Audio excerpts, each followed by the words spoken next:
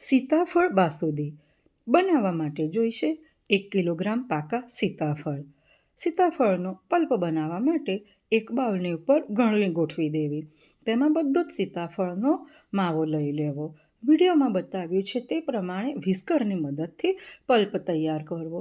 Whisker ફેરવતા રહો, તેમ નીચે પલ્પ જમા થતો જશે અને ઉપર બિયા છૂટા પડી જશે.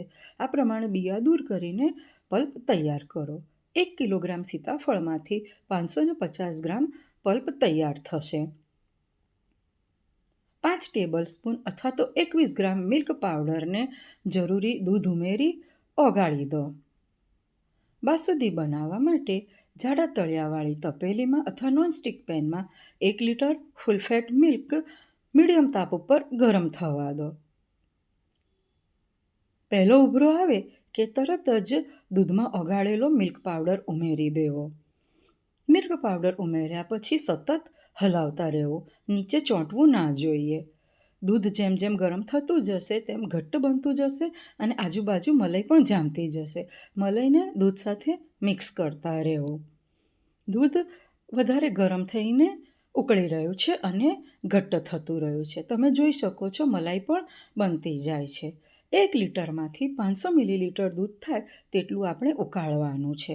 અત્યારે 500 મિલીલીટર દૂધ થઈ ગયું છે.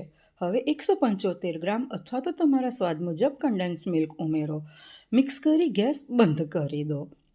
એલચી જાયફળનો ભૂકો, બદામ પિસ્તાની કતરણ ઉમેરી બરોબર મિક્સ કરી દો. બીજા બાઉલમાં લઈ ઠંડુ થવા દો.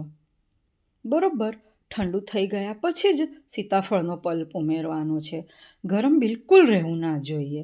મારે 400 ગ્રામ સીતાફળના પલ્પનો ઉપયોગ કરવો પડ્યો છે. તમે તમારા સ્વાદ મુજબ વધારે કે ઓછો પલ્પ ઉમેરી શકો છો. પલ્પને બરોબર મિક્સ કરી દો. તૈયાર છે એકદમ ક્રીમી મલાઈદાર સીતાફળની બાસુંદી. ફ્રીઝમાં સ્ટોર કરવી. સર્વિંગ બાઉલમાં લઈને કાજુ, બદામ, પિસ્તાની કતરણથી ગાર્નિશ કરો. તમે પણ સીતાફળની બાસુંદી બનાવો અને તમારો અનુભવ મારી સાથે શેર કરજો. મારી આ વાનગી તમને ગમી હોય તો મારી ચેનલને લાઈક, શેર, સબસ્ક્રાઈબ અને કમેન્ટ પણ જરૂરથી કરજો. ફરી મળીશું બીજી નવી કોઈ વાનગી સાથે.